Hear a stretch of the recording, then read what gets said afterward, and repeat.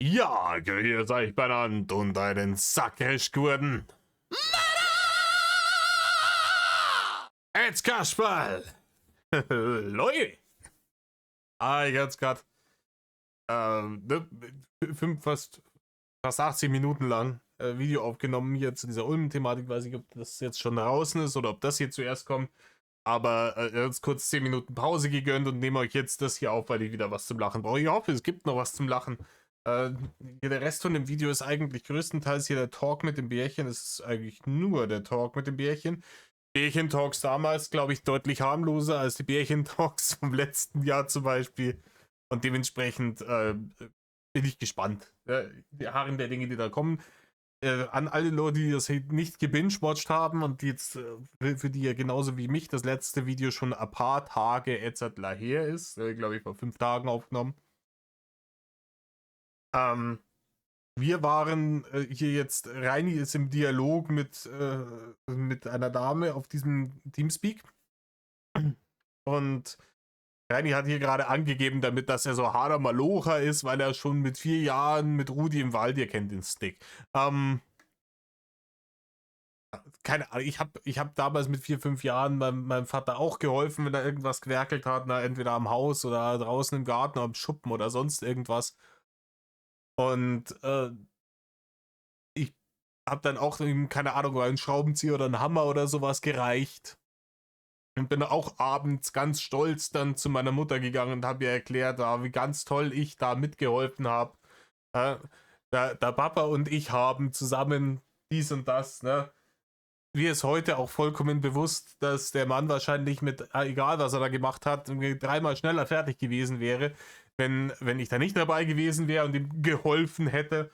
Aber macht man halt so, wenn er Kinder hat. Ne? Reini denkt bis heute, dass das harte Arbeit war und dass er da wirklich signifikant dazu beigetragen hat, dass diese harte Arbeit auch wirklich dann ne, fertig gemacht wurde und deswegen arbeitet Reini laut eigener Aussage, seit er 4 Jahre ist, körperlich schwer in Deutschland. Glaube ich ihm vielleicht, glauben, wenn er irgendwie aus dem Kongo kommen würde, aber Diamantminen oder sowas arbeiten würde, aber nicht in Mittelfranken. Genau. In diesem Sinne, Leute. Gehen wir jetzt hier rein. Schauen, wie er das jetzt verteidigt, weil sie hat ihm da jetzt gerade widersprochen. Oder sie ist im Begriff, ihm zu widersprechen. Und das kann da Rainer gar nicht haben. Dementsprechend taugt euch her. Sagen wir mehr. Reißt euch Häube auf. Mir gegen einer in Rainer. Trotzdem, ich sage ja, ich mag dich, ich habe dich aufgrund deiner Videos, ich kenne dich persönlich nicht, habe ich einen ziemlich schlechten Eindruck von dir. Allerdings. Ja, so wie alle anderen auch, ne? Aber jetzt, wo du auf deinem TS bist und mitkriegst, wie er wirklich ist, ne, nehme ich auch stark an, dass wie bei allen anderen auch dann auch dieser Eindruck weiter noch verschlechtert wird. In dem Sinne, klar, das ist jetzt vermessen, sowas zu sagen, hast du mir irgendwie leid getan, weil ich mir gedacht habe, was machst du mit deiner Zukunft, mit diesem ganzen Scheiß, was im Internet ist? Irgendwann kommt bei dir vielleicht auch mal der Gedanke, wo du sagst, oh Gott, was habe ich da gemacht, aber dann ist es zu spät.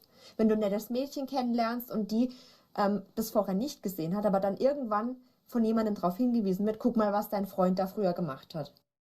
Übrigens, 2016, damals hätte er die Möglichkeit noch gehabt, ja, die Zeichen, die ihm das Universum oder Gott oder je nachdem, an was ihr glaubt oder nicht glaubt, hingemeddelt haben, die hätte er damals, das wäre doch möglich gewesen. Zu sagen, oh, Stromlosstaffel, bestes Beispiel. Zeitgleich war ja auch noch, wie hieß die andere Truller, versucht hat, da, ich habe ihren Namen schon, Baby Chrissy. Ich vergesse das tatsächlich immer. Das ist hier nicht so eine reine Nummer, der Name ist so unwichtig, den habe ich vergessen, entfällt das wirklich. Diese Nummern, da ist er auch schwer enttäuscht worden. Und dass er da sich nicht gedacht hat, ja, okay, ist alles Shit, ich mache jetzt hier ordentlich und dann let's go. Weiß ich nicht. Ich check's nicht, bis heute nicht, warum. Und da hätte er vielleicht dann auch noch irgendwann mal ein Mädel kennenlernen können. Ne? Vielleicht hätte er sich dann auch vom Staat unterstützt Teile seines eigenen Geldes in der Behindertenwerkstatt zusammengearbeitet. Da hätte er dann auf der Arbeit vielleicht eine kennengelernt.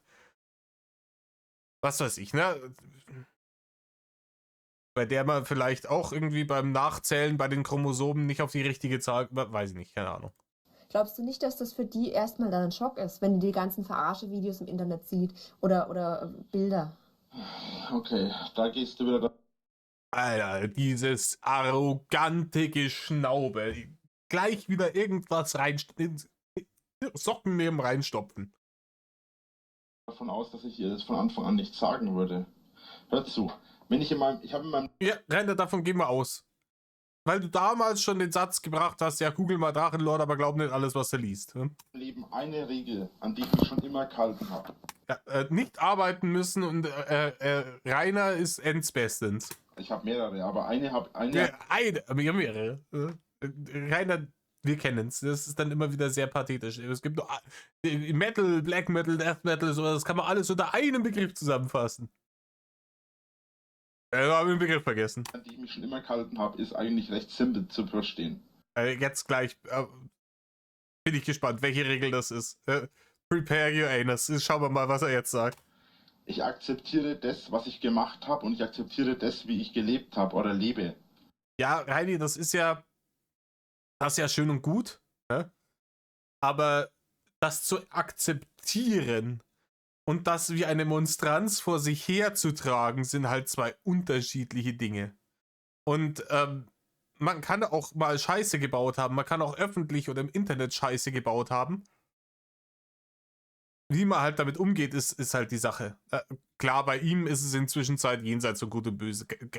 Das ist nicht mehr zu retten. Ne? Die ganze, seit der PH-Staffel spätestens ist die ganze Nummer nicht mehr zu retten. Aber damals wäre es ja gut möglich gewesen. Wenn ich jetzt in 10 Jahren sage, mich interessiert diese Scheiße nicht mehr, ich will diese ganze Scheiße löschen und kann sie nicht mehr löschen, dann akzeptiere ich trotzdem, dass ich das gemacht habe, weil es ist meine eigene Schuld. Ich bin niemand, der Schuld auf andere schiebt. Nein, Rainer. Bei Rainer ist ein sehr, sehr, sehr reflektierter Mensch. Der Rainer ist auf jeden Fall, der wenn reingeschissen hat mit AI, ganz wichtig, dann reflektiert er das und dann sucht er da nicht die Schuld bei anderen Leuten, sondern dann gesteht er sich das ein. Auf jeden Fall. Es sind ja auch laut Reiners Aussage nicht die Haters an allem schuld und nicht die Politik und nicht die Polizei und niemand anders außer immer nur ihm. Ja? Das weiß er schon. Deswegen hat er auch immer was dran geändert und dann ist es ja auch besser geworden. Es würde in dem Fall auch zutreffen dann quasi. Aber sowas mache ich nicht. Ja, ich kann es ja verstehen. Ich sag ja, mich irritiert nur so ein bisschen, dass du offenbar halt nicht mitkriegst, dass du nee, wirklich, vielleicht hast du ein, zwei Fans in Anführungszeichen. Aber wirklich der Rest ist einfach komplett Ich glaube, Reini hat nicht einen unironischen Fan. Reini hat Hater und dann hat er ein paar Leute, die Mitleid mit ihm haben. Und die sich denken, ma, jetzt macht er sich da zum Obst. Der arme Bur. Das war's. Ja? Ich kann es mir nicht vorstellen, dass es irgendjemanden gibt, der vollkommen unironisch die Scheiße gesehen hat, damals schon, der da ins Internet gepimmelt hat und sich gesagt hat, oh ja, easy. Das aber schon, da bin ich jetzt Fan. Da kommt ein T-Shirt, der Hey, Poster etc. an die Wand. Ja? Ich kann es mir nicht vorstellen. Ich glaube nicht, dass es Leute gibt, die da drüber gestolpert sind, die wirklich so dumm sind. Und so wenig Anspruch haben an das, was sie sich geben. Das sagen, nee, das ist Top-Content, einwandfrei, beste.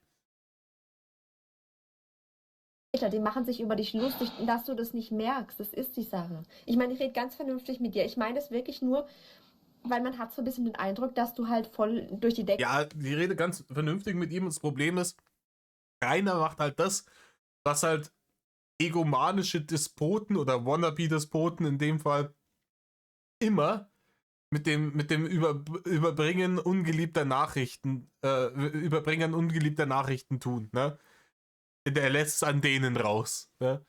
Die kann jetzt auch nichts dafür, dass das die Wahrheit ist, aber sie sagt sie dir wenigstens. Im Gegensatz zu den ganzen Speerlutschern, die den ganzen Tag nur Honig ums schiefe Maul schmieren, damit sie Mett farmen können. Die sagt ja wenigstens, was Phase ist, Digi. Ecke gehst und wie du in deinem letzten Video erzählt hast, dass du auch so viele Fangirls hast, mehr Fangirls, als du erwartet hättest und sowas. Also ich meine, ich bin ein Mädel, ich kann von mir aus sprechen und ich bin jetzt nicht überheblich und gar nichts, aber ich wüsste nicht, was dich jetzt so attraktiv und toll machen würde, ohne jetzt beleidigend zu sein. Ich meine, das ist wirklich nur meine persönliche Meinung, dass du so abgehst und denkst, du hast dann so viele Fangirls. Ja, das ist ja genau der Punkt, ne? Selbstreflexion. Dass man sagt, was habe ich eigentlich zu bieten? Und jeder hat irgendwas zu bieten, außer jetzt Reini hat nichts zu bieten. Gar nichts. Reini hat Ekel und Erniedrigung zu bieten. Das ist halt nicht sexy. Es sei denn für wirklich hart gestörte Leute, die keine Ahnung, aus irgendeinem Grund zur Selbstgeißelung neigen. Die der Meinung sind, sie haben, warum auch immer, es nicht verdient, irgendwie ein schönes Leben zu haben, die sich selbst irgendwelche Bürden auferlegen, um sich selber zu bestrafen, weil sie Schuss nicht gehört haben. Keine Ahnung. Ne? Aber man muss dann doch wirklich, wenn man ein bisschen selbst reflektiert ist, muss man doch sehen, auch als ein reiner Winkler, also sagt er, keine Ahnung, ich wiege so viel wie 4 normale Menschen und ich bin dumm, wie die Nacht finster ist und schaut sich einmal im Wichsdattel Arbeitszimmer um und denkt sich, ja, was habe ich eigentlich zu bieten? Nichts. Und es muss nicht jeder irgendwie super schön sein, es muss nicht jeder super reich sein, es muss nicht jeder super witzig sein, aber irgendwas muss man halt zu bieten haben. Ey, ich bin auch nicht reich, ne? Ich bin definitiv nicht, ne? Aber ich habe halt andere Qualitäten. Deswegen habe ich eine feste Partnerschaft schon seit geraumer Zeit und er halt nicht. Irgendwas muss man zu bieten haben und Rainer hat halt nichts. Die einen haben Geld, die anderen haben Humor, die anderen haben Aussehen. Manche haben alles zusammen. Ne? Good for them. Rainer hat halt all das nicht. Die da drauf stehen, mit dir in einen Privatraum zu gehen. Nee, das ist doch wirklich. Das hat auch nichts mit dem Privatraum zu tun. Ja, das war jetzt halt. Daran hängt er sich auf. An dem Wort Privatraum wird sich aufgehangen an der Aussage. Ja? Das ist einfach ein wild aus der Luft gegriffenes Beispiel, wenn man gerade einen Punkt machen will. Warum sollten die dann einen Grund haben, mit dir jetzt zum Beispiel in so einen Privatraum zu gehen? Ja, mit Privatraum nichts zu tun. Nein, es ist wieder vollkommen selektives Hören. Alles, was er nicht hören will, wird einfach ausgeblendet und das einzige Wort, das dann noch durchgekommen ist, war Privatraum. Um den geht es jetzt nicht, um den Privatraum. Dann ist halt kein Privatraum, das ist ein öffentlicher Raum, digital oder analog oder sonst irgendwas. Der Punkt ist, warum die überhaupt irgendwas mit dir zu tun haben wollten, egal wo. Und dass sein Gehirn dann automatisch immer diese Weiche stellt in die Richtung und sich auf Belanglosigkeiten fokussiert, einfach um die Wahrheit in dem, was sie ihm gerade gesagt hat, wegignorieren zu können, weil man einfach nicht wahrhaben will, dass man einfach eine erbärmliche Drecksexistenz ist, die man sich selber geschaffen hat. Und dass das alles so nicht weitergehen kann. Nix. Der Privatraum ist das Problem. Schlechtes Beispiel, aber dass du tatsächlich davon ausgehst, dass du halt so viele Fangirls, wie du es genannt hast. Weißt du, gut, Mädchen sind, glaube ich, nicht so schlimm, was Hater angeht. Ich sage ja deswegen, ich habe das einmal gemacht und habe dann mich verabschiedet aus dem Spionagedienst, weil mir das zu... Ja, wie gesagt, da hat sie jetzt auch was gesagt, ne? Frauen sind, was so Hating im Internet angeht, natürlich bei weitem nicht so stark verbreitet wie Männer, ne? Ein bisschen in der Natur der Sache. Was sagt uns das jetzt aber, dass es wirklich enorm, im Vergleich wirklich enorm viele Frauen auch im Drachengame gibt? Was sagt uns das? Vielleicht sagt uns das auch, dass das halt gar kein Internet-Mobbing etc. ist, sondern dass er tatsächlich irgendwie so eine Aktion-Reaktion-Nummer, dass die hier läuft. Und dass halt Leute Anstoß daran finden, was er im Internet macht und sagt. Ja, und wie er mit Leuten umgeht und ne, das ganze Ding. Und dass deswegen ein sehr, sehr, sehr, sehr breiter Durchschnitt aus der Gesellschaft in diesem Game ist. dass hier wirklich arbeitslose Harzer unterwegs sind, vollkommen schwindlige Trolle, die vor nichts zurückschrecken, basede Leute, Frauen, junge, alte, alle Leute, die sich das angeschaut haben, gedacht haben, ey, was für ein Wichser. Es ist eben nicht, so wie es immer hingestellt wird, so dieser Internet-Hassmob, ne, diese in sich organisierte Ding, ne? Klar sind da NWO-Leute mit dabei, aber ich sag, die Leute, wenn dann wieder irgendwas kommt über die NWO, die haben auch alle nichts verstanden, die da solche Reportagen dann wieder machen. Aber es sind halt aus allen Bevölkerungsschichten sind Leute irgendwie im Game und kritisieren ihn auch aktiv.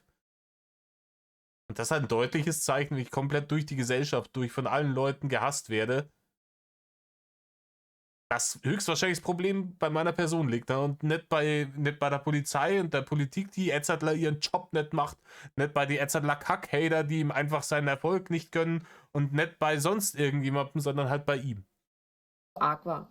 Ich habe das auch nicht aufgenommen gehabt und gar nichts. Aber ich sehe ja, was die Idioten im Internet dann mit dir machen. Weißt du, und deswegen habe ich auch gesagt, ich ziehe mich jetzt zurück, weil ich das halt nicht okay finde. Ich meine, gut, dass wir das jetzt ausdiskutieren, finde ich echt toll von dir. Ich meine, du hättest einfach mich sperren können und fertig. Und wie gesagt, ich finde es auch leid, das immer wieder sagen zu müssen. Natürlich sind dann auch Leute drüber, die dabei, die über die Stränge schlagen. Leute, die Dinge bringen, die halt nicht okay sind. Leute, die Spottings und Doxings und dergleichen veranstalten. Aber die sind halt immer die Ersten, die zur Party aufschlagen im Internet, wenn irgendein Dulli wieder meint, er ist jetzt der nächste Internet-Messias. Bei manchen Leuten bleiben es dann auch die das Game spielen. Bei Reini nicht. Weil so kann man wirklich auch mal konstruktiv drüber reden, ohne dass du irgendwie gleich auflegst, einen bannst oder anfängst zu schreien, weil ich fand, in dem letzten Telefonat bist du schon recht laut geworden. Was mir dann auch ein bisschen Angst gemacht hat. Nee, aber... Weil du mich angelogen hast, deswegen bin ich laut geworden. Ja, aber das ist doch kein Grund. Boah, Rainer, wenn es darum geht, Rainer, dann dürfte niemand mehr in einer normalen Lautstärke zu dir sprechen. Dann müssten dich alle Menschen auf der Welt immer nur noch anbrüllen. Egal was. Wenn du in den Teamspeak kommst, ja, hallo, halt dein Maul! Jedes Mal. Wenn die Tatsache, dass mich jemand anlügt, ja, Rechtfertigung genug ist, dass ich ihn anbrülle, dann herzlichen Glückwunsch, Rainer. Da würde ich mir Noise Cancelling Kopfhörer auf die Edzardler Amazon Battle-Liste setzen, weil dann schreien dich alle nur noch an. Und dann so laut zu werden. Also ich habe... Hättest du mir einfach die Wahrheit gesagt, dann hätten wir ganz anders drüber reden können. Ja, Reini, Leute, die die Wahrheit sagen, mit denen gehst du auch nicht immer gut um. Ne? Da haben wir TS und Discord auch in diesen Leaks schon genügend Beispiele gehabt von Leuten, die Wahrheit gesagt haben, wo du dann auch beleidigend geworden bist. Aber da du mich angelogen hast und ich nicht dumm bin und... Ja, keine Ahnung. Über das Thema lässt sich diskutieren, ne? Über das Thema lässt sich diskutieren. Na, wo jetzt 58 oder 85, weil das macht alles das Kraut nicht wirklich fett. Ich gewusst habe, dass du mich anlügst. Speziell nachdem ich dann wusste, nachdem du dann auch noch gestern gesagt hast, das ist die Melanie angeblich gewesen. Ja. Dann wusste ich gleich, dass du mich angelogen hast. Ja. Ja, ich sag mal, ich hatte auch nicht vor, nochmal mit dir zu sprechen, deswegen habe ich das im Forum geschrieben. Ich hatte nicht vor, nochmal mit dir zu sprechen. Weil die Melanie zum Beispiel kenne ich und es ist ein Fan. Ja, genauso wie Cookie. Ja, auch so gut gekannt. Unser beste Freund und ein super Fan. Und der Frankengamer, ja, der war auch ein Fan und ein guter Freund von ihm. Die kennt er ja alle so gut, die Leute. Ja, die Melanie, wer auch immer das jetzt sein sollte, die kennst du genauso wenig.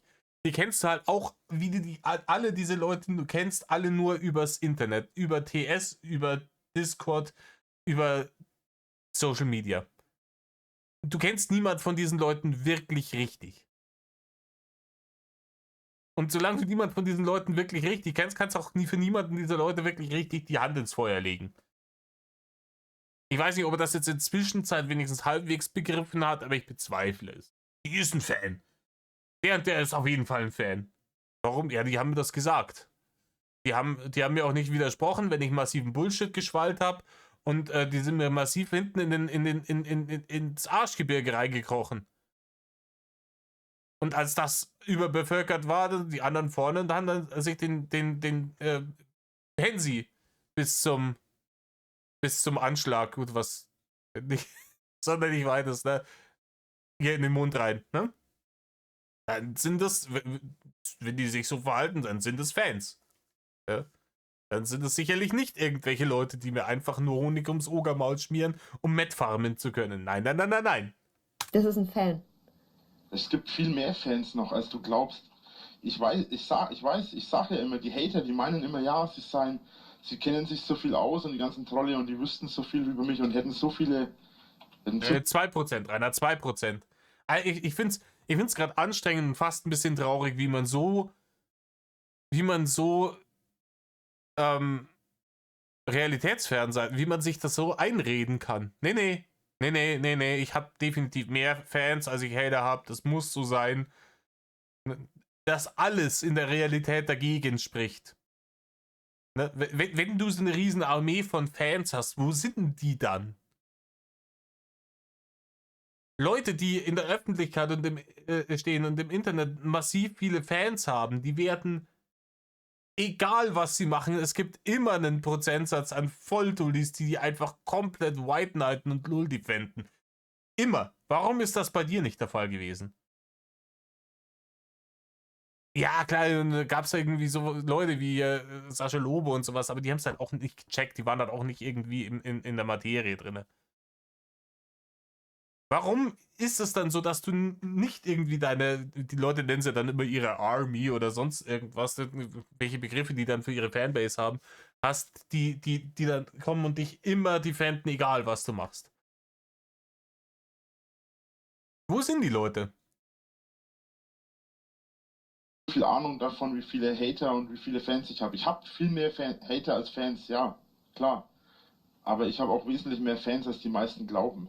Ja, aber ich sag ja, ich gehe von mir aus. Ich habe deine Videos verfolgt, ich gucke die auch alle an, aber nicht auf. Das ist nämlich der Punkt, sie geht es von sich aus, aber das wird er nicht checken, ne? Weil er hat ja bis vor kurzem von ihr auch noch gedacht, dass sie ein Fan ist. Er wird zwar jetzt behaupten, immer Edzardler gewusst, dass du kein Fan bist, aber er hat bis vor kurzem auch noch gedacht, von ihr. Und er checkt halt auch einfach nicht, dass das bei den anderen Leuten, die er seine Fans und seine Freunde da auf dem Discord, Teamspeak, wo auch immer, dass das bei denen auch nicht anders ist. Dass die auch nicht da sind, weil sie ihn so geil finden. Weil die so besonders gut sind, weißt du? Und deswegen frage ich mich, warum denkst du denn das? Was denkst du, finden die Leute so gut an deinen Videos? Ja, jetzt bin ich gespannt, was da jetzt kommt. Da. Ob es jetzt, keine Ahnung, die großartigen Effekte sind oder die wirklich durchdachten Skripte, die er da schreibt, ne? Die Kameraführung, der Schnitt, es ist die Ausleuchtung, es ist alles so großartig. Ne? Jetzt bin ich gespannt, was kommt. Es geht nicht darum, was die Leute von meinen Videos halten. Es geht darum, dass ich den Leuten damit Spaß machen kann, damit die. Ja. Und wie ist das ein Unterschied? Also was ich jetzt davon halte, beeinflusst doch direkt, ob ich Spaß damit habe, oder? Ich habe das jetzt hier in diesem letzten Video zu dieser Ulmen-Thematik gesagt, dass ich da nach 20 Jahren mal wieder auf dieses Thema gekommen bin und mir diese alten Mein neuer Freund-Dinge angeschaut habe und richtig Gaudi hatte und schön irgendwie Nostalgie schwelgen konnte und dass das wahrscheinlich nicht so gewesen wäre, wenn zu dem Zeitpunkt die Vorwürfe da schon heraus gewesen wären gegen ihn. Natürlich beeinflusst einen das, ob man dann da Spaß damit hat oder nicht. Und natürlich kann man sich dann hier vier Dullis in der Bruchbude kann man sich natürlich schon geben und irgendwie auf eine cringige Art lustig finden und sich dann denken, wow, der arme, dumme Bohr. Aber in dem Moment, in dem man ein bisschen tiefer in die Materie taucht und merkt, was du alles gesagt und getan hast, dann kann man das auch so nicht mehr als den Dulli-Content von dem dummen Bur aus Metal-Franken genießen, so wie du es jetzt gerade hinstellst. Weil die Leute natürlich dann im Hintergrund haben, so Sachen wie die Holo-Aussage oder es gibt nicht zu jung oder hart an der Grenze oder was auch immer damals schon Phase war. Die Leute können sich deinen Content einfach nicht als einfachen Eskapismus und irgendeinen Dulli, der sich im Internet zum Obst macht, geben, weil sie den Kontext dazu kennen. Immer schon gesagt, aber das versteht keiner, wenn er nicht ich ist. Alle Dom außer Reini. Es geht mir nicht darum, was die Leute von mir halten. Mir geht es auch nicht darum, was die Leute... Reini, du willst YouTuber sein, du willst Influencer sein und da deine Barne verdienen. Anführungsstrichen. Ne? Dann ist es wirklich im Kern eine der wichtigsten Dinge, wovon dein Erfolg abhängt, was die Leute von dir halten. Das ist im Kern einer der wichtigsten Faktoren an diesem Prinzip. Ich möchte hier im Internet. Deswegen sind doch die Leute immer so darauf bedacht, ihren guten Ruf zu wahren. Und dass nicht rauskommt, was sie hinter den Kulissen wieder alles gemacht haben und wie sie sich wieder irgendwie doch nicht an die eigenen extrem hohen moralischen Maßstäbe gehalten haben, die sie bei anderen Leuten immer anlegen. Ne? Deswegen vertuschen doch die Leute dann auch immer, wenn sowas rauskommt und versuchen es runterzureden. Diese komischen Assis, die ihre armen Karnickel einfach im Wald ausgesetzt haben. Weil sie ihnen zu anstrengend wurden. Selbes Prinzip wie du mit deinen Hamstern. Ja, die sind da geholt worden, um da irgendwie Content zu machen, dann war es zu anstrengend und weg damit.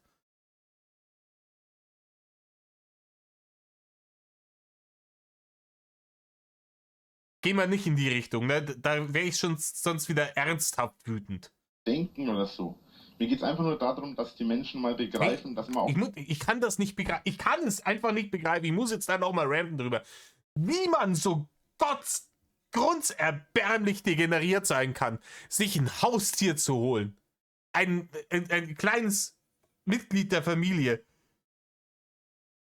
Und das dann einfach nur, weil es einem unbequem wird in der Situation oder nicht genügend Barne abwirft, der Content damit nicht gut genug läuft, einfach in die Wildnis aussetzt und rausnimmt aus seinem Leben. Ich verstehe das nicht. Ich verstehe das nicht. Wenn jemand versuchen würde, mir meine Katzen mit Gewalt wegzunehmen, würde ich massives eskalieren. Auf die Idee zu kommen, die irgendwo hinzugeben, wenn es nicht um Leben und Tod geht, ist mir so fremd wie sonst noch irgendwas. Ich begreife das nicht, wie Leute so sein kann. Ich begreife es auch nicht, wie ein Rainer Winkler sich Hamster anschafft und feststellt, die ziehen das Content nicht und sich dann einfach nicht mehr darum kümmert. Scheißegal. Halt einen Winterschlaf. Halt dein Maul. Entschuldigung, kurzer Side-Rant. auch mal über sich selbst lachen kann. Und mich juckt es nicht, ob andere Leute jetzt über mich lachen oder nicht über mich lachen. Ja, aber hast du mal an deine Familie gedacht? Oh, das juckt ihn massiv, ob die Leute über ihn lachen. Weil den ganzen Dulli-Content, alles, was so wirklich, wirklich lächerlich dumm. Ja? Lächerlich dumm ist, glaube ich, das, was Reiners Content damals auch schon am besten beschrieben hat. Hat ja alles ernst gemeint. Seine Headbang-Videos, seine Let's Plays, seine Times of Metal, der Meddler spricht, etc. Das hat er alles ernst gemeint. Er hat es dann zwar danach, als es untergegangen ist wie die scheiß Titanic, hat es dann zwar hingestellt, als wäre das von Anfang an irgendwie hochironisch gewesen, aber Bullshit, der hat das alles ernst gemeint und dass die Leute drüber gelacht haben, hat ihn in seiner narzisstischen Seele verletzt. Deswegen ist er so verbittert geworden. Was? Meine Familie. Ja, Das ist die nächste Sache. Warum gehen die Hater auf meine Familie los? nein, das Reini, die Hater sind sehr marginal auf deine Familie losgegangen. Und auch wenn es geschmacklos ist und man das nicht machen sollte, größtenteils war das Thema dein Vater und der kann darunter auch nicht mehr leiden.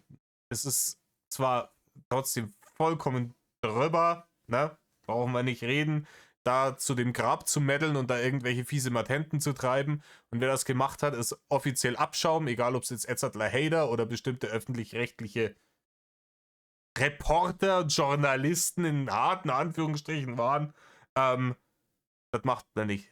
Ne? Das macht man nicht. Man geht nicht zu dem Grab von dem Vater von jemandem, den man nicht mag und macht da irgendwelche fiese Matenten. Das ist Abschaumverhalten. Punkt. Aber hier, keine Ahnung, mal ab und zu den Rudi aus Buddeln in den Chat reinzuballern, um dich mad zu machen.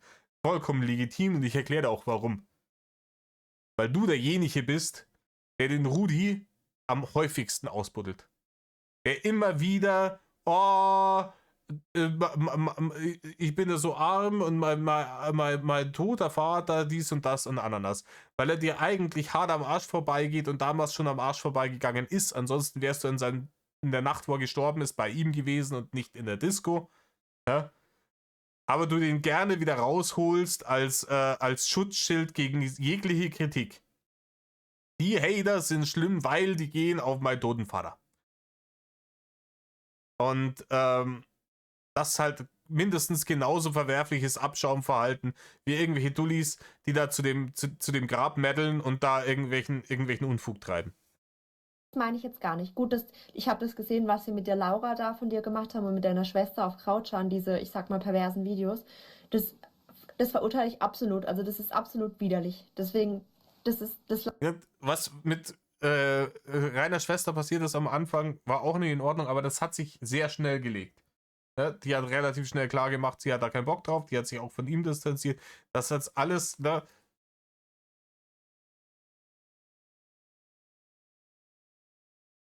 Der Hauptfokus ist Reini. Und Leute, die mit Reini nichts zu tun haben, werden eigentlich in Ruhe gelassen. lassen wir mal außen vor. Aber ich meine, deine Mutter und deine Schwester, die kriegen doch auch mit, was du so treibst im Internet. Ist doch denen egal, ist doch nicht denen ihr Leben.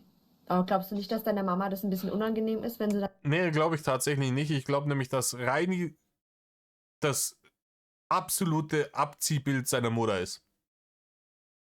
Ich glaube, Reini hat wenig. Vielleicht die Unbeherrschtheit, das Cholerikertum irgendwie von seinem Vater geerbt. Und ich glaube, der Rest, die grottige Faulheit, die Fresssucht, der kranke Egoismus, ich glaube, dass er das alles von der Mutter hat. Und ich glaube, dass es auch vollkommen scheißegal ist, ob sich ihre Brut im Internet zum Obst der Nation macht oder nicht. Die hat einfach keinen Bock mehr. Die hat sich gedacht, hier, ich habe den gekalbt, ich habe mich um den gekümmert, bis er ausgewachsen war, jetzt ist er nicht mehr mein Problem, weg mit dem. Ja? Ich habe von dem nix. Arsch. Das ist auch so eine Sache. Eigentlich sollten viel mehr Menschen begreifen, dass jeder sein eigenes Leben hat. Nein, meiner Mutter ist es nicht unangenehm. Okay. Meine Mutter kriegt das auch so gar nicht mit. Meiner Schwester ist es ein bisschen, meine Schwester nervt es ein bisschen, aber auch nicht das, was ich mache, sondern das, was die anderen machen. Woher willst du das wissen? Du hast doch zum damaligen Zeitpunkt zu deiner Schwester auch schon lange keinen Kontakt mehr gehabt, weil die den Kontakt zu dir abgebrochen hat. Ja, und jetzt die nervt das ein bisschen. Ja, ganz ehrlich, wenn mein Bruder irgendwas tut, was mich ein bisschen nervt, und das passiert relativ häufig, ja, dann, je nachdem, wie sehr es mich nervt, verdrehe ich entweder die Augen, tue nichts oder sprech's an. Aber ich schneide den Menschen nicht aus meinem Leben, nur weil er was tut, was mich nervt. Ne? Jeder, der Geschwister hat, weiß, wie das ist. Die nerven einen 50% der Zeit, die man mit ihnen verbringt, und trotzdem liebt man sie. Ne? Trotzdem kommt man niemals auf die Idee, die komplett aus seinem Leben zu schneiden. Dass man sowas tut, dafür muss mehr passieren, als dass man ein bisschen genervt ist, Reini. Das ist diese Sache. Viele meinen immer, ja, mein Ruf und bla. Das ist völlig irrelevant. Der Ruf ist völlig futz. Ja, der Ruf ist halt auch schon ein Gulli runter, Reine. Ne? Der Ruf ist den Gulli runter. Man müsste den komplett neuen Ruf aufbauen. Man müsste wirklich einen Schnitt machen. Wie diese Leute, keine Ahnung, die nach langen Jahren irgendwo mal einen Schuss gehört haben, ne? Die, keine Ahnung, schwere Alkoholiker waren, schwer fettsüchtig. Der Typ, der den Dicken in American History X gespielt hat, schaut mal nach, googelt mal, wie der inzwischen aussieht. Der ist bufft. Das ist ein Tier inzwischen geworden. Der ist andere Extrem gegangen. Hartes Fitness, Bodybuilding etc. Aber gut, wen ist sicher gesünder, vorausgesetzt, er nimmt nicht irgendwelche komischen Anabolika oder so ein Shit, ist sicher gesünder als der vorherige Lebensstil. Ja? Und solche Leute, die von dem einen Extrem dann weggehen und merken, oh, das war richtig scheiße und das dann auch so eingestehen, auch öffentlich dafür stehen zu sagen, hey, ich habe da Scheiße gebaut, aber ich mache es jetzt anders, ich mache es jetzt besser, die kriegen in der Regel eigentlich sehr, sehr viel positives Feedback von den allermeisten Leuten. Aber die müssen halt dann ihr Selbstbild, ihr Image auch irgendwie einfach komplett neu aufbauen. Ne? Das ist halt jetzt nicht mehr, dass du halt nicht mehr der Dicke bist, der immer die Dicken gespielt hat, egal ob jetzt in American History X oder in Blow hat er auch den Dicken gespielt oder wo er nicht immer den Dicken gespielt hat, sondern dass du halt jemand anders bist. Und vielleicht wirst du dann auch nicht mehr getypecastet irgendwie als der Dicke, vielleicht kriegst du auch weniger Rollen. Aber dass ich den jetzt als Beispiel nehme, zeigt ja, dass es funktioniert. Ne? Dass du deinen Ruf irgendwie verbessern kannst, beziehungsweise neu einen besseren Ruf aufbauen kannst. Aber das ist halt mit Arbeit verbunden und mit Einsicht und Selbstreflexion und bei den Vokabeln wissen wir alle, die stehen im Reiner Dictionary einfach nicht drin. Es geht nicht darum, was man für einen Ruf in der Welt hat, sondern es geht darum, dass man miteinander und mit der Welt und mit sich selbst im Reinen ist. Es ist aber, ja, im Prinzip hast du recht, aber weißt du, ich sag mal, der Großteil der Menschen muss sich anpassen. Die können nicht ihrem Hobby nachgehen. Die müssen gucken, wie sie das Geld zusammenkriegen. Und die ist so leid. Ich würde ganz ehrlich, ich sag's euch ganz ehrlich, wenn ich nicht Malochene müsste, ich würde den ganzen Tag hier nur solche Videos hier machen, meine, keine Ahnung, Warhammer-Figuren zusammenbauen mag ich jetzt nicht so sehr, aber bemalen, meine Computerspiele spielen, auf meine Konzerte und Festivals gehen, im Sommer an den See gehen und schön irgendwie im Garten was mal Garten verschönern. 1000 Sachen zu tun, die ich machen würde, wenn ich nicht jeden Tag 8 Stunden irgendwie Checkout irgendwie in der Malochene machen müsste. Aber muss man halt leider, ja. müssen auf ihren Ruf achten, weil sie ihre Familie schützen wollen. Ich bin aber auch wirklich, ich muss ja auch sagen, ich bin auch wirklich einer der absolut dümmsten Vollidioten überhaupt. Wo wir gerade bei dem Thema sind, kurzer Zeit hast. Ich habe mir gestern in den Finger gebohrt. Gott sei Dank nur mit so einem Handbohrer, aber ich weiß nicht, wer von euch so im Miniaturen-Game so drin ist. Diese Warhammer-Figuren, die werden in Zwischenzeiten, die werden geliefert, wenn die irgendwelche Waffen haben, musst du da einen Lauf reinbohren, wenn es dir wichtig ist, ne, dass es gut aussieht. Da gibt es so kleine Handbohrer, mit denen bohrt man dann ins Plastik hier schön so einen Lauf rein. Dann sieht das Knorke aus. Und wenn man dann halt irgendwie, wenn es halt schon spät ist und man die Scheiße schon ewig zusammenbaut und man das Zusammenbauen am meisten hasst an dem ganzen Hobby, ich mag das Bemalen, ich mag das Spielen, das Zusammenbauen, da hätte ich lieber jemanden, der das für mich tut. Und es ist schon spät und man ist müde und dann rutscht man ab und bohrt sich mit diesem Scheiß Bohrer Vollgas in die Fingerspitze rein. Das ist richtig schlau. Macht sowas auf jeden Fall nicht. Und ich finde das Ganze, ist es deine Meinung, dass du sagst, es ist dir egal, es geht darum um dein Leben, aber es ist halt wirklich so, dass du dabei außer Acht lässt, was mit deiner Zukunft ist, was mit deiner Familie ist. Du siehst ja, was mit deiner Schwester passiert ist, was irgendein Krautschein-Idiot gemacht hat. Und das wird auch für ewig im Internet bleiben. Und das ist im Prinzip, ist es deine Schuld, weil ich habe das irgendwie nur am Rande mitbekommen, der Typ, der das gemacht hat, war irgendwie sauer oder angepisst auf dich. Und hat sich davor deine Schwester dann gekrallt und da drauf gewichst. Also bitte. Weißt du, und da ziehst du unbewusst halt Leute mit rein. Also wenn mir das so gehen würde, ich würde dann sofort sagen, Leute, ich bin weg. Und das ist genau der Unterschied zwischen uns beiden. Mich interessiert es nicht, was andere Vollidioten machen. Das ist genau der Unterschied zwischen uns beiden. Mich interessiert das nicht, ob jemand anderes darunter leidet, was ich hier tue. Ist mir scheißegal, weil ich bin Edzardler, der Drachenlord und ich muss jetzt hier im Internet Barne machen, weil ich darf nicht richtig arbeiten gehen. Wenn man immer und das ist nämlich genau das Problem der Menschheit, und deswegen wird die Menschheit auch irgendwann am Nuklearkrieg sterben, weil sie sich gegenseitig fertig machen. Ja, deswegen. Weil du im Internet negativ aufgenommen wirst, deswegen, weil du da deine Probleme hast, deswegen wird das einen Atomkrieg auslösen. Das ist richtig. So ist es. Es interessiert die Menschen viel zu sehr, was die anderen Menschen machen. Oder die achten viel zu sehr drauf, was andere machen. Das ist richtig, Rainer, aber das ist bei dir vollkommen irrelevant. Ne? Geht jetzt hier nicht darum, ob sich irgendwelche Nachbarn das Maul zerreißen, weil irgendjemand, keine Ahnung, die Hütte, in der er seine Mülltonnen lagert, irgendwie in der Farbe angestrichen hat, die nicht in die Nachbarschaft passt. Ne? Darum geht's hier nicht. Natürlich ist das dumm, aber auch das löst keine Kriege oder dergleichen aus.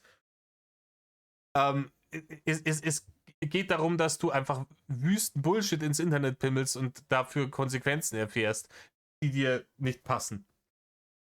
Das ist jetzt nicht irgendwie, dass das Krisen auf internationalem Niveau auslösen würde. Und das ist genau der Witz, womit ich versuche aufzuräumen. Ja, das ist genau die Scheiße, auf die er keinen Bock hat. Ja, aber das wird ja nicht gelingen. Die werden sich, weil es eben so ist, dass sich alle anpassen müssen, nur du halt da meinst, die Ausnahme sein zu dürfen, werden die sich immer über dich lustig machen. Klar, du hast jetzt gesehen, wo ein paar Videos von dir gekommen ist das Ganze abgeflaut im Lachschon-Forum. Oder als Z da enttarnt wurde, da ist es auch abgeflaut, weil niemand mehr Videos drüber gemacht hat. Wer ist enttarnt worden? Dieser Drache nervt da, ist enttarnt. Z, du kennst ihn also. Nein, ich kenne nur den. Aber der Detektiv Wingel hat wieder zugeschlagen. Ne? Worüber reden wir hier eigentlich? Natürlich kennt die sich im Game aus, darum geht's ja. Sie kennt sich im Game aus und sie erzählt dir halt Dinge, die du nicht hören willst, ne? Wahrheiten, die du nicht hören willst. Natürlich weiß sie dann auch, wenn irgendeine prominente Person irgendwie geleakt wird oder, ne, dass, wenn rauskommt, dass dieser Z, der Drache nervt ist, was weiß ich, ne, da war ich jetzt in der Materie gar nicht so sehr drin, aber natürlich kriegt ihr das mit und weiß das und nimmt das dann halt mit ins Gespräch auf. Und, du weißt das also, du bist einer von denen. Man hat die ganze Zeit, Reini hat die ganze Zeit, jetzt während er auf dieser Autobahn des Gesprächs mit dir ist, nach dem Schild geschaut, Abfahrt dieser Haterin, ne? Damit er nicht mehr zuhören muss, was sie ihm zu sagen hat. Damit er das alles als Hate und Mobbing abstempeln kann, das passt dann wieder in sein Weltbild und in sein Spatzenhirn rein. Ne? Alles, was die gesagt hat, stimmt eh nicht, weil die ist eh eine Haterin. Nach dieser Ausfahrt wird gerade gesucht. Auf Krampf. Und nur weil sie jetzt dann ein Beispiel gebracht hat von irgendjemandem, der da exposed wurde bei denen, der jetzt als Drache nervt geoutet wurde, wird also, jetzt haben wir's. Diese Haterin, einwandfrei, dementsprechend ist alles, was sie gesagt hat, absolut null und nichtig und ich kann genauso weitermachen wie vorher und mich weiterhin wundern, warum es nicht funktioniert. Den Nicknamen aus dem Forum. Ich bin auch. Hashtag Kritikfähigkeit.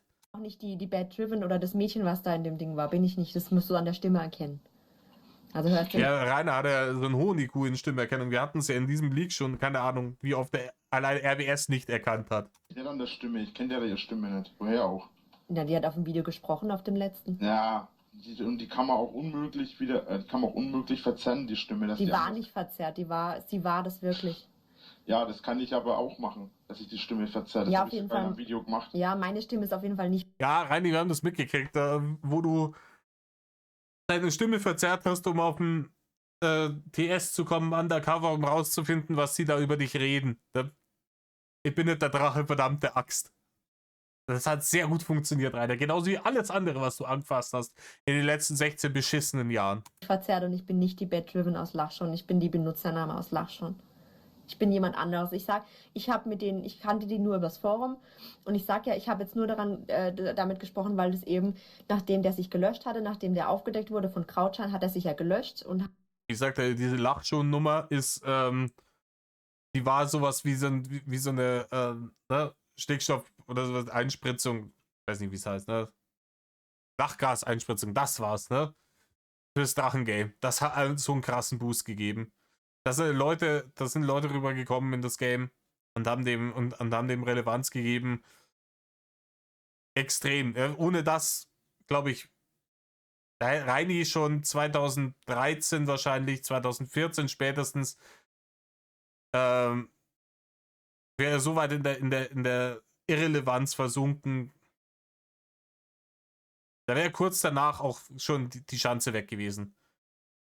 Das ist der nächste Punkt. Rainer behauptet immer, er hat das Haus verkaufen müssen wegen die Etzeler Kack-Hater.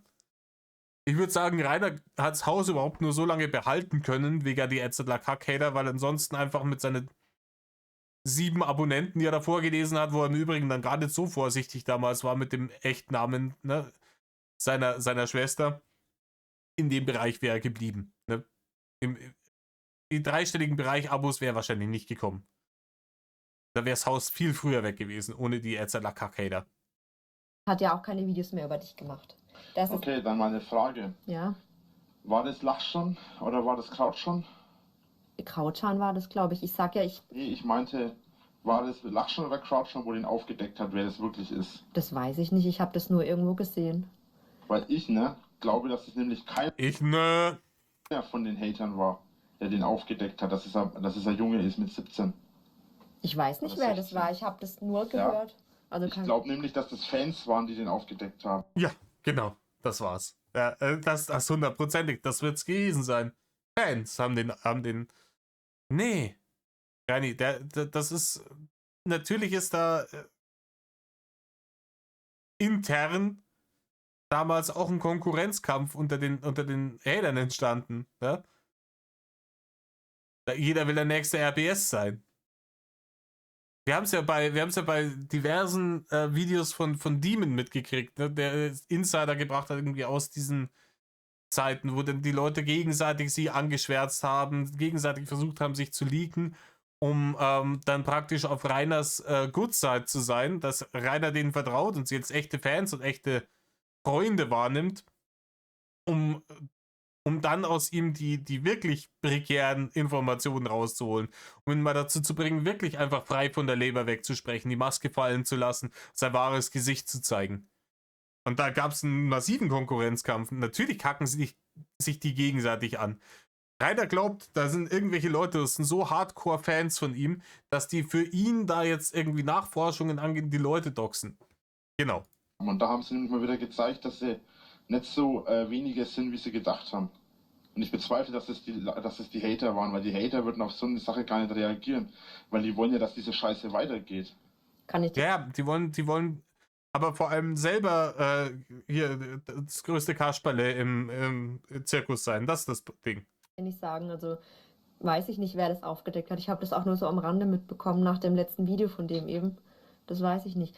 Nee, aber weißt du, ich denke mir halt einfach nur, wie gesagt schon, ich denke mir, was tust du dir selbst an? Was tust du deiner Familie an? Das ist so mein Gedanke. Nee, du brauchst nicht drüber lachen. Ich meine, das ist ja nur gut. Klar, ich habe dich beleidigt, ich habe dich verarscht.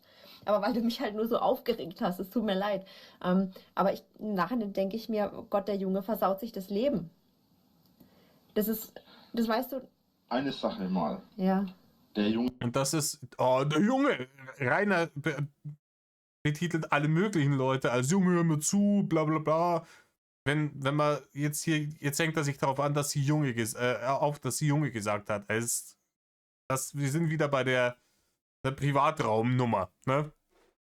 Die hat jetzt wirklich viel Wahres gesagt und sein Problem ist jetzt, dass sie ihn Junge genannt hat, wird er gleich sagen, 100 Pro, aber ja, was sie gesagt hat, wo ich eigentlich jetzt drauf eingehen wollte, ist halt wirklich, es wäre traurig, wenn sie Rainer wäre. Ne? Also, ich habe mit Rainer überhaupt kein Mitleid mehr für gar nichts mehr, weil er alles verdient hat, was er gekriegt hat. Aber bei jedem anderen wäre das wirklich traurig, jeder von uns hat nur ein Leben. Ne? Jeder von uns hat nur ein Leben und das ist kurz und unwichtig für die allermeisten anderen Leute. Aber wenn man jemanden sieht, der das einfach wegschmeißt, aufgrund von Dummheit und Ignoranz und sich einfach nicht helfen lässt und die Leute auch noch wegbeißt, die wenigen, die Mitleid mit ihm haben und ihm helfen wollen, dann hat das natürlich, dem wohnt halt eine Tragik inne, die halt echt traurig ist. Und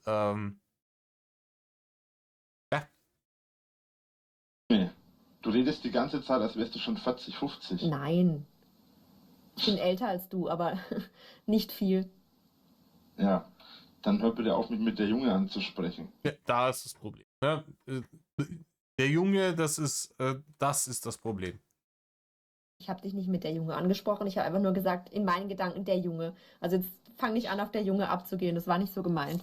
Das ist einfach nur, gut, du denkst, dass du irgendwie Fans hast und du möchtest halt einfach weitermachen damit. Ich denke nicht, dass ich Fans habe. Doch, Rainer, das denkst du. Und das ist auch, ne, dieser Gedankenraum ist auch der einzige Raum, in dem diese Fans auch wirklich existieren. Genauso wie deine Freundinnen aus Denken oder deine Schweizer Taschenkumpels. Ja, das wird sich wohl schlecht beweisen lassen. Das ist es. Ich sag ja, ich rede von mir und ich kann mir es halt einfach nicht vorstellen, dass du gerade weibliche Fans hast. Weil es ist halt einfach so.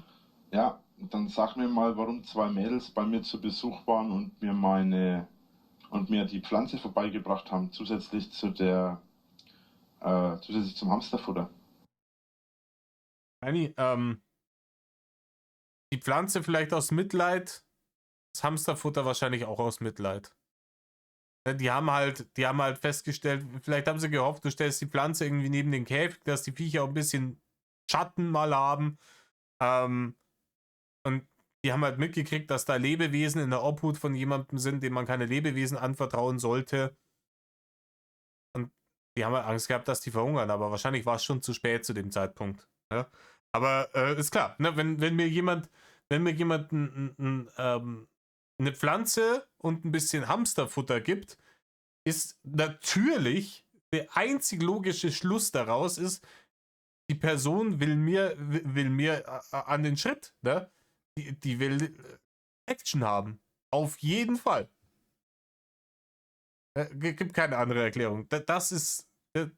Das weiß ich nicht. Ja, ich Ja. würde sagen, das waren Fans. Kann sein, dass ich mich da drin täusche. Ich habe mich gestern auch wieder getäuscht. Aber ich bezweifle es eigentlich in dem Fall. Ja, musst du Und wissen. ich wüsste auch nicht, was die davon haben sollten. Ja, die haben davon ein gutes Gewissen, weil sie sich gedacht haben, hey, wenn das tatsächlich jetzt, wahrscheinlich hat es gar nichts gebracht, ne? Das Hamsterfutter hat entweder selber gefressen oder in die Ecke gestellt und vergammeln lassen, oder die Viecher waren zu dem Zeitpunkt schon tot, eins von den 3 Dingen wird es gewesen sein, aber die werden sich wahrscheinlich gedacht haben, hey, wir haben gute Tat vollbracht, so wir haben dafür gesorgt, dass die Hamster was zu fressen kriegen, weil er dazu nicht in der Lage ist. Kann ich dir auch nicht sagen. Ich weiß auch nicht, ob du mich jetzt anlügst. Weißt du, ich sage ja, bei dir ist man so ein bisschen im Zwiespalt, weil man nie weiß. Anlügen. Ja, wirklich, weil du. Ja, weil du dauernd irgendwelche Menschen erfindest, die dir anscheinend irgendwas Gutes tun und dann wieder rauskommt, die kommen alle aus Denken. Ich habe doch das sogar gepostet, dass ich das gekriegt habe. Das habe ich nicht gesehen. Ja, Rainer, du hast allen möglichen Scheiß gepostet. Du hast doch gepostet, dass du tot wärst. Davor, das war, glaube ich, das erste Mal 2015. Ende 2015 war das erste Mal, wo er seinen Tod vorgetäuscht hat. Und jetzt, halbes Jahr, 3/4 Jahr später, kommt er um die Ecke und sagt, ja, der Beweis dafür, dass das wahr ist, was ich ja gerade sage, ist, dass ich das gepostet habe. Haben wir gelacht. Keine Ahnung. Habe ich auf Ding gepostet. Zeug. Ja, Auf Instagram. ja, das verfolge Wie ich viel Instagram er damals noch hatte. nicht so. Also Twitter und Instagram verfolge ich eigentlich nicht so. Ich gucke halt die Videos an. Ja, also wie gesagt, ich finde es cool, dass wir jetzt darüber reden, aber mir scheint auch so ein bisschen, dass du zwar weißt, wovon ich rede, aber das auch nicht wirklich annehmen möchtest. Nee, er will es einfach nicht wahrhaben. Er will es einfach nicht wahrhaben. Er verdrängt das. Alles, was irgendwie negativ ist, wird einfach wegignoriert. Also, dass du dir da wirklich sagst, ich mache meinen Weg. Deswegen kommt man hier mit so Sachen wie Privatraum. Junge. Auf solche Dinge will man das Thema lenken. Ist immer, wenn sich irgendjemand an so Kleinigkeiten aufhängt. Wenn man wirklich einen großen Punkt gemacht hat, da ist eine klitzekleinigkeit, ist scheiße. Kommt, der Gegenüber hängt sich daran auf, weißt du, okay, der Rest ist offensichtlich wahr. Weil die so sehr davon ablenken wollen, dass sie wirklich lächerlichen Bullshit hier bringen. Egal, was andere denken. Ja, aber was ist schlecht daran? Viele mögen mich genau deswegen. Ja, wie viele ihn mögen und so, das hatten wir jetzt genug. Ich sag doch, du versuchst den Traum zu leben, was im Prinzip jeder hat, dass er machen kann, was er will, ohne Konsequenzen. Aber das geht nun mal nicht mehr. Also ich würde auch gerne. So einfach ist es nicht. Ja, Doch, Rainer, es ist genau so einfach, ist es. Das ist auch in den ganzen Geschichten, die er erzählt, wenn er dann wieder sein den 33. Podcast über sein Edzardler Leben wieder rausmeddelt. Es zieht sich wie ein roter Faden durch. Ich wollte immer andere Dinge machen und ich habe es nicht ertragen, wenn mir Leute gesagt haben, das geht jetzt nicht. Und versteht's mich nicht falsch, wenn das unter fadenscheinigen Argumenten oder sowas passiert, wenn es die klassische CSU-Argumentation ist, weil das haben wir noch nie nicht so gemacht, dann halte ich das auch für Bullshit. Ich bin auch der Meinung, eine Autorität ist zwar, Autoritäten sind wichtig in unserer Gesellschaft, aber auch nur, wenn sie wirklich fundiert sind. Wenn es nicht einfach um Ideologie oder Ignoranz oder eigene Begriffsstutzigkeit geht, sondern wenn es wirklich darum geht, dass man sagt, hey, wir haben jetzt hier eine Autorität und wir wissen, es ist jetzt wichtig mit den Fakten, die uns vorliegen, dass jetzt das und das passiert, das und das gemacht wird oder dass das und das nicht gemacht wird. Ja? Volksverhetzung ist so ein Ding. Ja? Ist inzwischen in den letzten Jahren auch ein bisschen ad absurdum geführt worden, ab und zu. Aber dass man so Sachen eben wie den Holocaust zu leugnen oder dergleichen, dass man das nicht machen darf, ist eine Einschränkung der Meinungsfreiheit, aber eine, die mit Sinn und Verstand auf Basis der Autorität unseres Grundgesetzes gemacht wird. Dann ist das auch vollkommen fein. Ja, wenn ich allerdings, ich habe damit ein Problem, wenn ich zum Beispiel, keine Ahnung, jeder von euch kennt das, man hat eine Arbeit und man hat einen gewissen Prozess und den macht man schon immer so und der ist sehr effizient und es funktioniert alles super. Und dann bekommt man einen neuen Vorgesetzten, irgendeinen Sesselfurzer, der noch nie irgendwie praktisch in diesem Job auch nur einen Handschlag getan hat und der Meinung ist, er muss jetzt Aktionismus aktivieren, um den Leuten zu zeigen, dass er was gemacht kriegt. Und dann werden Dinge geändert zum Schlechteren, die seit Jahren funktioniert haben, einfach nur damit was geändert wird. Und das wird dann mit Autorität durchgeboxt. Solche Leute habe ich richtig gefressen. Ja? Aber das ist ja bei ihm nicht der Fall. Die Autoritäten, denen er sich entgegengestellt hat, waren so Dinge wie: Rainer, du musst in die Schule gehen, um lesen und schreiben zu lernen, ansonsten strandest du irgendwann. Und Rainer hat gesagt, ich will aber Pokémon schauen und Mario spielen. Dann mache ich das. Ja? Oder dann später, Rainer, du kannst nicht irgendwie hanebüchenden Bullshit ins Internet pimmeln und dann erwarten, dafür mit Barnet beschmissen zu werden und vor allem nicht erwarten, dafür keine Kritik zu bekommen. Und wenn du willst, dass die negativen Konsequenzen für dich aufhören, musst du halt aufhören, Bullshit ins Internet zu pimmeln. Nee.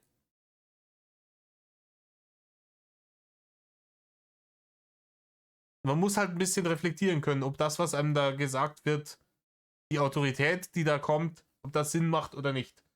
Einfach nur Autorität, der Autorität willen ist hier Eric Cartman. Respect my authority.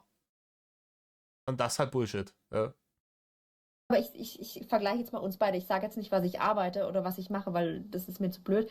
Aber ich würde auch gern was anderes machen. Aber an dem Job würde ich dann viel weniger verdienen, könnte dann meine Miete nicht mehr bezahlen, könnte das nicht mehr bezahlen, könnte irgendwie meine Tiere nicht mehr versorgen. Und ich muss arbeiten gehen, um das eben zu machen. Ich kann nicht den ganzen Tag zu Hause sitzen und Videos schneiden, was ich auch gern machen würde oder sowas. Und weißt du, und verstehst, worauf ich hinaus will? YouTube hat ursprünglich mit einer Idee angefangen und mit einem Gedanken. Boah, Rainer, warum hört sich das so an, als würdest du gerade irgendwie mit eine Rede halten zum 30-jährigen Bestehen irgendwie deiner Firma?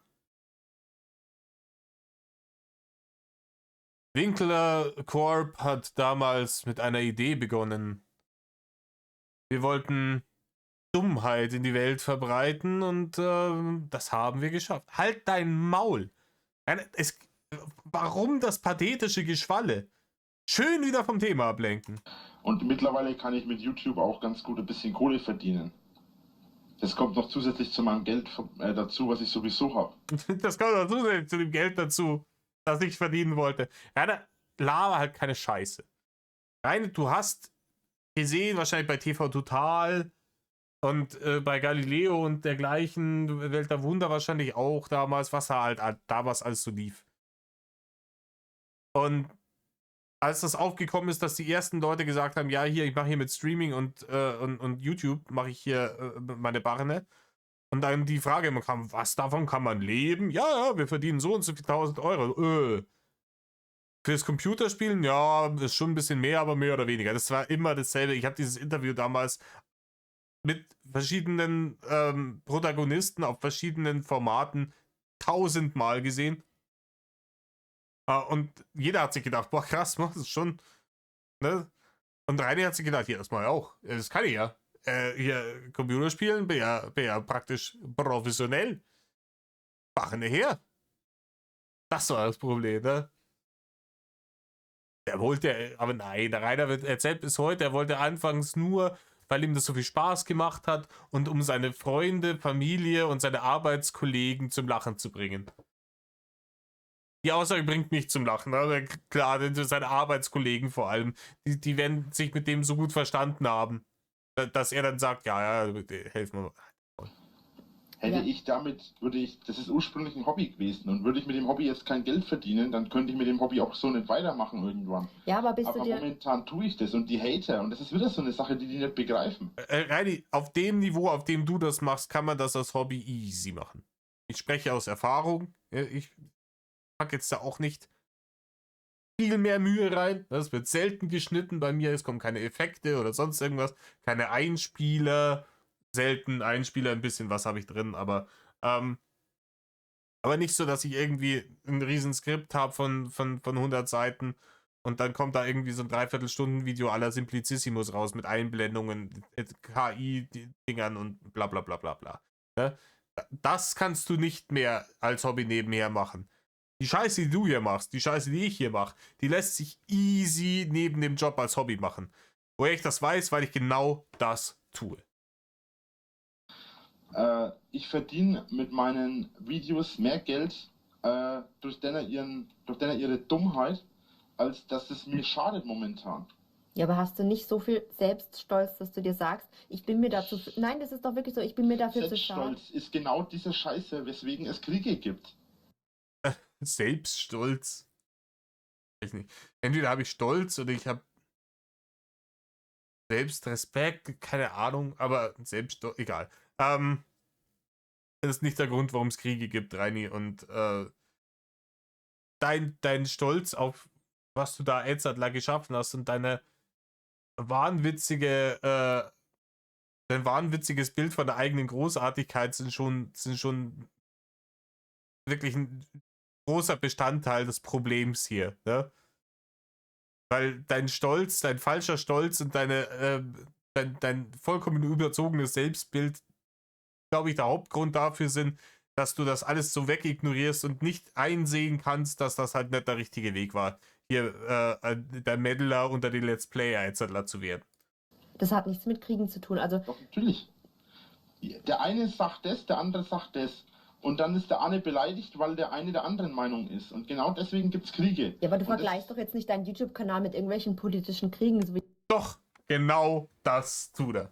Er vergleicht seinen YouTube-Kanal mit irgendwelchen internationalen Konflikten. Er vergleicht die Situation, die er hatte mit dem Holocaust und er vergleicht sich selbst mit Jesus. Genau das tut er. Und das macht er nicht ironisch oder sarkastisch, sondern tatsächlich, weil er das für bare Münze selbst nimmt. in der Ukraine und in Russland. Das kann doch nicht sein. Warum nicht? Das ist genau das. Warum? Im Übrigen 2016 war die Ukraine-Russland-Thematik auch schon am Stissel. Ich glaube 2014 haben die Russen Krim annektiert. Der Witz dran. Also es kann nicht dein Ernst sein. Ich habe auch schon Krieg fängt damit an, dass Menschen unstimmig sind. Dass Menschen andere Meinungen haben. Und mein YouTube-Kanal ist vielleicht nicht ansatzweise groß genug, um so eine Sache, aber das ist auch...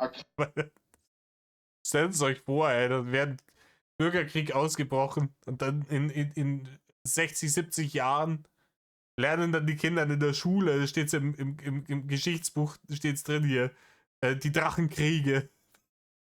Die Drachenkriege der 2010er und 2020er Jahre. Ja, fürchterliche Opfer gefordert und so weiter und so fort.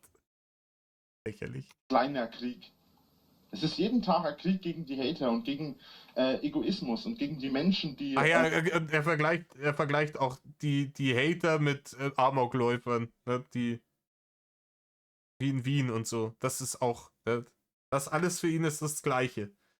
Ein Amokläufer, der Leute umgebracht hat, ist das Gleiche wie jemand, der vor seiner Schanze steht und der Winkler ruft oder eben eine Pizza bestellt hat. Das ist alles das Gleiche. Die ganze Situation an sich ist das Gleiche wie der Krieg oder der Holocaust und er ist das Gleiche wie Jesus. Das denkt er wirklich. meinen, dass sie was Besseres sind als andere. Und deswegen denkt er auch wirklich, dass er weibliche Fans hat, ne? Weil wer soll denn sonst weibliche Fans, wenn nicht Jesus, ne? Wenn nicht der Metal-Mobbing-Messias, ne? Der Karamellkaiser.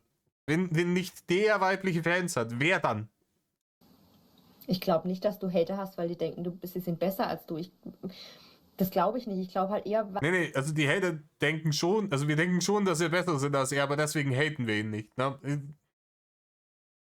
Weil du wirkst halt sehr arrogant. Ich kann dir nicht genau sagen, warum. Du wirkst sehr arrogant, du wirkst sehr, ich sag mal, durch deine Legasthenie, wenn du die hast, durch die Aussprache vom Englisch wirkst du... Ja, wenn er die hat. Ja? Wenn er die hat, die Legasthenie. halt dümmlich. Das kannst du halt nicht abstreiten. Damit habe ich auch kein Problem. Ja, aber das ist, dass du dir dann selber sagst, nee, vielleicht arbeite ich erstmal konkret an mir, lerne ein bisschen besser Englisch, lerne ein bisschen besser... Das mache ich alles nebenbei. Ja, mal das merkt man, wie man das nebenbei macht, Rainer.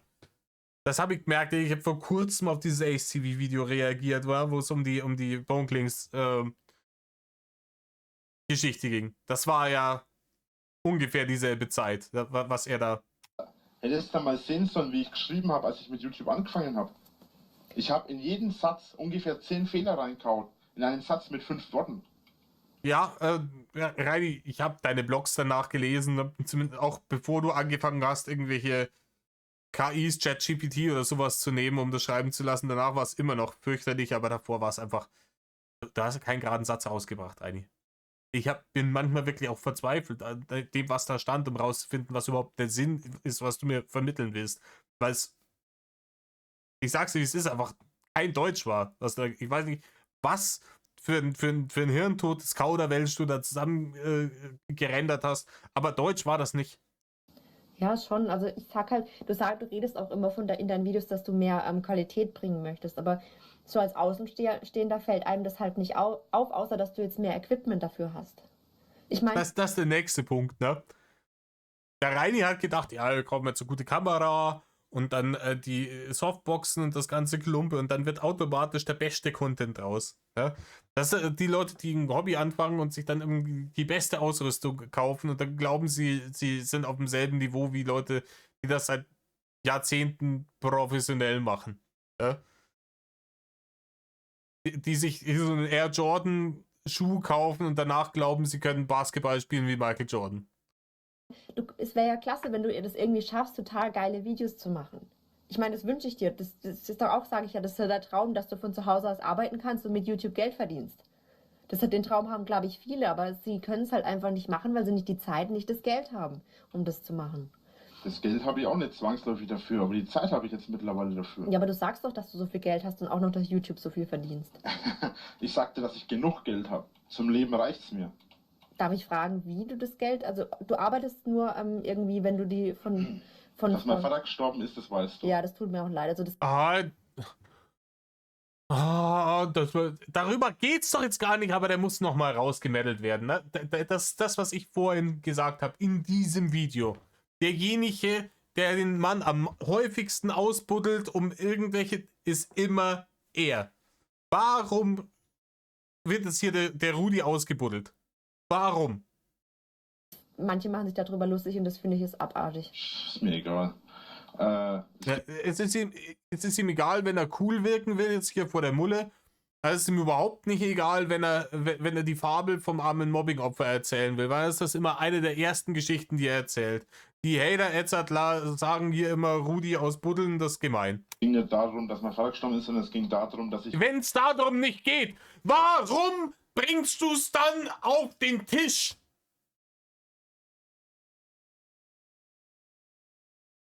als mein Vater gestorben ist, auch was geerbt habe. Und davon habe ich das Geld und die Kohle muss ich erstmal raushauen. Nein, die Kohle war zu dem Zeitpunkt schon lange weg. Woher ich das weiß? Weil du kurz darauf den scheiß Strom abgedreht hast, weil du bekommen hast, weil du deine Stromrechnung nicht bezahlt hast und dann nicht gesagt hast, ich habe ja noch die ganze Kohle von meinem Erbe, von meinem Vater, dann bezahle ich halt meine Stromschulden davon, sondern dir gedacht hast, oh scheiße, ich bin pleite, wie man nicht mehr pleite sein kann, die wollen 15.000 von mir, deswegen gehe ich jetzt ins Internet und belästige jeden Influencer in Deutschland, dass sie einen Spendenstream für mich machen sollen, weil ich zu dämlich bin, meine Stromkosten zu bezahlen. Bevor ich Ding habe. Ja, aber warum haust du die erst Ding! raus? Ich meine, du könntest die doch sparen. Ich muss die raushauen, wenn ich keinen Job habe. Ja, deswegen sage ich ja, anstatt dass du dich dann auf YouTube konzentrierst, sagst du erstmal, okay, ich schaue, dass ich mein Leben in den Griff bekomme, dass ich eine Ausbildung habe, dass ich arbeiten kann. Ich kann das Erbe von meinem Vater, wofür er schwer geschuftet hat, also das hast du ja selber gesagt, erstmal beiseite legen und kann es nur im Notfall also wegnehmen. Richtig, keine Ahnung, ich könnte von dem Taschengeld, das ich jetzt hier über diesen monetarisierten Kanal bekomme, auch nicht leben. Ne? Bei weitem nicht. Das ist ein Witz. Ne? Das ist schön und gut, man nimmt es mit und es macht ein paar Dinge ein bisschen einfacher, aber leben könnte ich davon nicht. Ne, ich könnte nicht morgen beim Chefs Klump hinschmeißen und sagen, bitte Gott, ne? Medal off, ich bin einmal weg. Ich mache jetzt hauptberuflich erst einmal YouTube. Da würde ich relativ schnell mit dem roten Schwanz in der Hand dastehen. Weißt du, damit würdest du doch deinem Vater auch ein bisschen ehren, wenn du sagst, okay, das, was er mir vererbt hat, lege ich beiseite, spare ich, guck, dass ich mein Leben in den Griff kriege, arbeite normal und, ja, ich habe doch recht. Da lacht er selber, ja, als würde der auf die Idee kommen. Wir haben es dann beim Hausverkauf wieder gesehen. Ne? Geld brennt dem Mann Löcher in die Hosentaschen. Das ist das, was ich und viele andere Hater schon seit Jahren sagen. Es ist vollkommen scheißegal, wie viel Geld dieser Mann bekommt. Der wird es durchbringen innerhalb kürzester Zeit und danach mit nichts dastehen. Das Geld wird weg sein und er wird sich nichts davon gekauft haben, was irgendwie noch einen Werterhalt hat. Es ist einfach dann weg. Und da muss er selber lachen. Ne? Natürlich. Reidi hat da, ich glaube, stand mal im Raum 25.000 von Rudi noch mit drauf gehabt, on top auf Haus und Hof. Und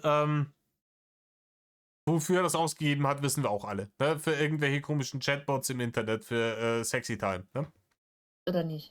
Mein Leben in den Griff kriegen ist halt so eine Sache, ne? Ja, du sagst doch selber, dass du gerne Freundin hättest und dass du gerne einen Job hättest. Also das... Ja gut, ne? Das erste ist utopisch und das zweite ist halt gelogen. Ja, das klingt halt bodenständig und bescheiden, wenn man sagt, ich will ja gar nicht viel vom Leben. Ja, und ein kleiner Job und eine Frau und eine kleine Familie und so. Und das ist ja alles, das klingt alles fürchterlich. Die Fabel erzählt da ganz gerne von bescheidenen Drachen. Das ist halt Bullshit, ne? Freundin liegt ja wohl echt nicht am Geld. Und wenn es doch am Geld liegt, dann, ganz ehrlich, verzichte ich auf die Freundin. Ich habe nicht gesagt, dass das... Ja, glaube ich ihm auch nicht. Ja? Klar, wenn jetzt Rainer wirklich Infinite Geld hätte, ne? Also wirklich so, dass er es auch nicht durchbringen kann. Egal wie. Dann hätte er auch eine alte. 100%ig. Easy. an Geld liegt. Aber Nee, aber so kann man... Ob das ein guter Mensch ist und ob man sich da was drauf einbilden sollte oder sonst irgendwas. Das steht alles auf einem anderen Blatt Papier. Aber es wäre jetzt nicht der erste fette, kreiselige Assi, der auf mysteriöse Art und Weise zu Barne gekommen ist und dann auf einmal sich von den Bikini-Models nicht mehr hat retten können. Ne? Hier, keine Ahnung, hier Sushi und Blabla würden sofort bei ihm auf der Matte stehen, glaube ich. nein, so habe ich das nicht gemeint. Wohl noch nicht sofort. Sushi und Blabla stehen bei dem auf der Matte, sobald die 30 geworden sind. Ich habe eher gemeint, dass du halt, bevor du wirklich das Erbe von deinem Vater raushaust, wo er, wie du selber gesagt hast, wahrscheinlich schwer für geschuftet hat, für das Haus, wo du lebst, schwer geschuftet hat. Das Haus hat mein Opa gemacht. Aber er hat... Aus seiner Opa gemacht. Das hört sich an, wie wenn das da einfach auf den Hof geschissen hätte, Rainer. Ein Haus baut man, das macht man nicht. Das, das Rainer, der alte Germanist. Und ich weiß gar nicht, ob es der Opa gemacht hat. Die Geschichte ändert sich auch immer wieder. Ne? Er erzählt dann manchmal irgendwie, seit 200 Jahren leben die Winklers in diesem Haus. Oder seit 400 Jahren. Jetzt sagt er, der Opa hat es gemacht. Ich weiß nicht, welcher von den 3 Opas das war, aber der scheint relativ alt geworden zu sein, wenn er das vor 400 Jahren gebaut hat. Und dann aber noch, keine Ahnung, vor inzwischen 70 Jahren noch den Rudi zeugen konnte. Sportlich. Da kann sich. Muss Hes das geheißen haben, der Opa, ich weiß es nicht. Ihr habt wohl von Kindheit an da drin gelebt, oder? Ja, mein Vater hat. Mein Vater hat mit 3. War das nicht. Oder war das. Der Opa mütterlicherseits? Ja, ich habe das nicht ganz auf dem Schirm, von welchem Opa die hier den Hof da geerbt haben, aber. Hab mit 3 da drin gelebt. Das ist auch so eine Sache. Im Haus habe ich auch früher viel gearbeitet. Ach, halt doch dein Maul, Rainer! Ein Scheiß hast du im Haus gearbeitet. Ein Schmarrn. Mir hat man auch ab und zu mal einen Lappen in die Hand gedrückt. Oder einen Staubsauger oder hat gesagt, räumen die Spülmaschine aus. Das ist halt ganz normal als Kind. Man übernimmt halt dann auch irgendwann, ja, man kriegt halt irgendwelche Aufgaben halt auch zugewiesen, dass man im Haushalt ein bisschen mithilft. Das ist ganz stinknormale Erziehung. Das hat mit Arbeit überhaupt nichts zu tun. Ne? Weil das sind die durchschnittlichen Dinge, die jeder auch irgendwann dann mal selber machen muss. Die du halt mal gemacht haben musst und gelernt hast, wie es geht, ne? Bevor du dann alleine lebst irgendwann. Und anbetracht der Tatsache, wie gut du das alles drauf hattest, als du dann alleine gelebt hast, bezweifle ich, dass du es allzu oft gemacht hast als Kind. Ne? Mal Staubsaugen, mal einen Lappen in die Hand nehmen und irgendwas wischen. Mal ein Bad putzen oder sowas. Mal eine Spülmaschine ausräumen. Wäsche aufhängen und dergleichen. Zusammenlegen. Ganz stinknormale Haushaltsarbeiten, die man halt einem Kind, einem jungen Erwachsenen dann halt mal aufträgt. Und mache das auch heute noch. Ich baue ja jetzt also die ganze Wohnstube um und alles. Ja, das mache ich auch. Ja, das haben wir gesehen, wie du jetzt halt die ganze Wohnstube umbaut hast. Kurz darauf auch bei den Roomtours hat man das gesehen. Irgendwann ist es dann halt erstmal alles wegreißen, alles Tapete von der Wand reißen, erstmal ein vollständiges Chaos verursachen, dann dastehen, wie Schwalbe, wenn es blitzt und keine Ahnung von gar nichts haben und dann, ja, keine Ahnung, macht man halt einfach, fährt man halt die Tür ab, schmeißt den Schlüssel weg, dann gibt es den Raum nicht mehr, Problem gelöst. Auch, aber ich nehme nicht mein Geld irgendwo von dem Erbe her, ich gehe dafür arbeiten. Ich verzichte dann mal einen Monat irgendwie auf nee, das ist doch, weißt du, Okay, pass mal auf. ja. Bei mir ist die Sache die, ja, ich habe schon zigtausend Jobs gemacht. Wahrscheinlich schon Jobs, an die sich andere ihr ganzes Leben lang nicht dran trauen würden, weil es... Ja, halt der Maul, Rainer. Zigtausend ist übertrieben. Reini, du bist halt, ich glaube, 50 Mal oder sowas von der Leiharbeitsfirma irgendwo hingeschickt worden und die Jobs hast du auch alle nicht gemacht. Ne? Weil hättest du die gemacht, dann hätten die dich behalten und dann wärst du da länger dort geblieben. Und die haben dich halt weitergeschickt, weil du halt unfähig warst. Das heißt, du hast den Job da auch nicht gemacht, weil du ihn halt nicht machen konntest. Die haben bei der Zeitarbeitsfirma angefragt, wir bräuchten jemanden, der diesen und jenen Job macht. Die haben dich geschickt. Dann haben die festgestellt, okay, der kann den Job nicht machen, der macht den Job nicht. Dann haben sie sich wieder weggeschickt. Es zählt nicht als Job gemacht. denken, ist das widerlich oder so. Ich habe schon Jobs gemacht, da stinkst du wie ein Ildes, wenn du danach heimkommst. Ja, Rainer, wenn es schon so ist, bevor man da in der Früh hingeht, dann macht es halt keinen Unterschied.